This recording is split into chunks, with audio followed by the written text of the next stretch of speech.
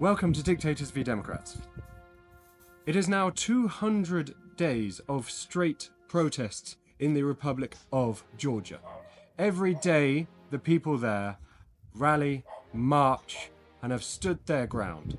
Not for a single issue, not for a single politician, but because they believe their country is heading in the wrong direction, and they are exercising their right as free people, as Democrats, to protest against that.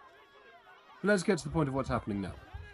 In late 2024, Georgia held a parliamentary election. Officially, the ruling regime, Georgian Dream, won, or at least they claim to have won. However, this was not a legitimate victory. Opposition parties, NGOs, and election monitors have all raised concerns of voter intimidation, state media bias, ballot stuffing, and expatriate Georgians having their votes cast on their behalf, inevitably for Georgian Dream. It didn't add up, and this wasn't an isolated incident. This was a pattern. People took to the streets almost immediately, and they have not stopped. But who's out there? Well, it isn't just one demographic. You'll see university students arm in arm with pensioners. You'll see teachers with tech workers. You'll see academics with taxi drivers. Waving flags, waving the Georgian flag, waving the EU flag, occasionally waving the Ukrainian flag. Some are protesting the election itself. Some are protesting the Russian law. That's what the Georgians call it. The Georgian Dream Party calls it the Foreign Agents Law. If you study my work, if you read my work, then you know how dangerous these are. So what's the regime's response been? Well, it's been a mix of enormously increased repression, of denial, of gaslighting, and of spin. And they are especially desperate to get legitimacy by being seen to be accepted abroad, especially from Western nations. Repression has spiraled. Ever since they seized power in 2024, Georgian Dream have passed a slew of legislation that essentially makes dissent and makes protest illegal. You can now be jailed for 60 days just for insulting a police officer online. Lasha Gioshvili, a camera operator for the opposition-leading TV Pirel, was fined 3,000 lari, that's $1,100, for insulting a police officer on his own Facebook page. But there's more. Organise a peaceful rally or even share a post about one, that makes you a criminal, and the fines start at 15,000 lari. Tents, banners, face coverings, all banned. And if you block a road, even if you're standing still, jail time. The police? Well, they don't need a court order anymore to do various things. They can search you, detain you, punish you on the spot. They can hold you for a preventative hold for 48 hours. Speak out too forcefully, even without taking any action, that can be called an incitement to violence and land you in prison for up to 3 years. And with the Foreign Agents Law, NGOs, independent media, even student groups, even animal rescue centres, anybody with foreign support of 20% or more will be silenced if they do not register with the Georgian government. And they're not afraid to go after significant public figures. President Salome Zurabishvili said she was fined 5,000 lari, that's around $1,800, for blocking a road when she joined a Mother's Day protest on March 3rd in Tbilisi. She said she stood in solidarity with the mothers of detained protesters, and on June 12th she wrote, "I've been baptized as an activist today," as she showed off the receipt for her fine. Other Georgian public figures have been summoned to court over social media posts. 20 activists, journalists and opposition have been summoned to court for criticism of Georgian Dream MPs on social media. Their comments included terms like traitor, bastard, Russian slave, and the court cases stem from these MPs whining about it. And they're not afraid to go after the young. 3 teenagers, Tatya, Lika and Magda, chanted "Down with Russian slaves" at Georgian Dream's Mariam Lakshi in a cafe. 2 were jailed for 12 days and 1 was fined 4,000 lari, all under this new law that labels any insult to an MP as a crime. This isn't law and order, and I know law and order as a police officer for 7 years. This is power, this is fear. Georgian Dream isn't passing laws to stop protests, they are rewriting the law so that protest itself becomes a crime. You know things are really bad when opposition party members start to get arrested on trumped-up charges.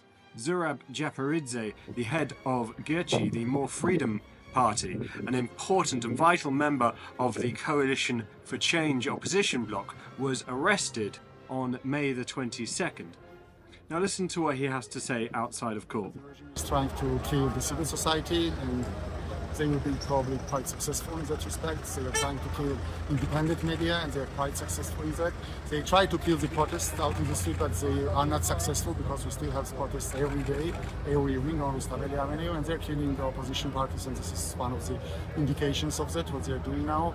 At the end of the day, we have to continue the fight. We have to go out to the streets, more people. We have to have different types of protests. We will win this battle only from the street, because there is no democratic institutions and we don't have elections in this country anymore. Meanwhile, state-friendly media outlets have tried to portray the protest movement as chaotic, foreign-backed, or even dangerous. The messaging isn't sticking. And the irony really here is that the foreign backing isn't going to the protesters, it's going to the Georgian Dream regime. Chinese-made surveillance cameras with advanced facial recognition technology to remotely fine and track anybody going to a protest, and FSB number-plated cars on the streets of Tbilisi itself. What is really fueling this stuff? It's a sense that Georgia is drifting away from the path that people thought it was on.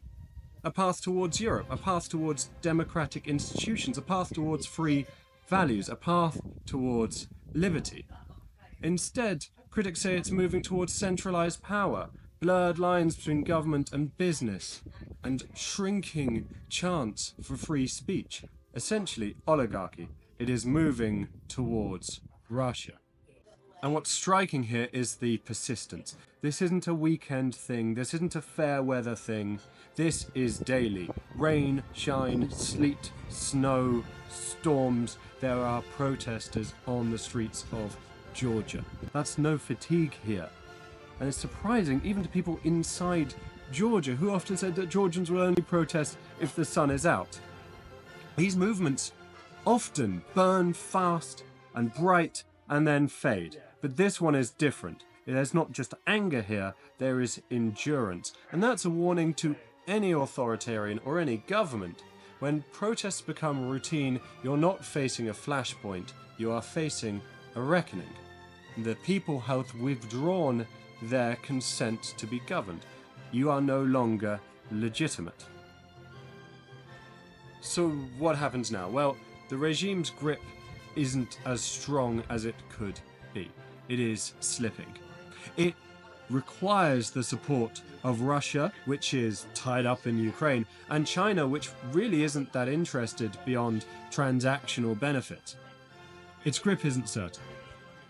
International pressure is growing, but cautiously. Allies of democracy in the West are watching, but they haven't done much more than express concern. And inside the country, trust in institutions is low. What we do know is this. 200 days in, the protests show no sign of stopping, and they're no longer just about an election, they're about what kind of country the Georgians want to be, and who gets to decide. Well, what can you do? What can you do sitting in your home in the United Kingdom, in France, in Germany, in the United States? Well, don't take this from me, take it from my good friend and the Georgian politician, the freedom fighter, the activist, Marika Mikiashvili. Supporters of Georgia can explain to their governments how important clarity is for the population of Georgia, why the Georgian Dream managed to win over some part of the population is because they still live ambiguity and portray themselves as pro-European. And if we have full clarity that they will not succeed in bringing Georgia into European Union and that their positioning is only a farce, then it will be much easier to battle the propaganda that is entrenched among the Georgian population. Also, people can help explain to their governments that targeted sanctions in Georgia work. This isn't Russia, this isn't Belarus, in the sense that it's not a dictatorship that has already formed and established itself. Georgians are people years. who have always stood on the right side of history, people who are always in battle, people who want a European future and a free country, Georgians who could not be brought to their knees by the Russian Empire and any other hostile empires. Yes, this is Georgia. Also, we need a calls for new free and fair elections, because that is the only peaceful solution to this ever-deepening crisis. And we need more and more people, more and more governments to call for new elections in Georgia. And on top of it, it is extremely important to help Georgian civil society, independent media and democratic forces financially, because the Georgian Dream regime, they have strangled all financial lifelines of independent media, CSOs, and basically the democratic society. And according to legislation, it is very hard to fund them from abroad. But I believe where there's a will, where there is a way. And there aren't sufficient funds. This isn't just a political movement. This is the work of freedom. Timothy Schneider describes that freedom should not be a noun, freedom should be a verb. Freedom requires risk, it requires sacrifice, it requires effort, and the Georgians are putting the work in. Let's support them. Listen to what Marika said. Write to your MPs, write to your representatives. We don't need this to go on another 200 days. We need the Georgian people to be heard. We need democracy to win. Because remember, democracy is non-negotiable.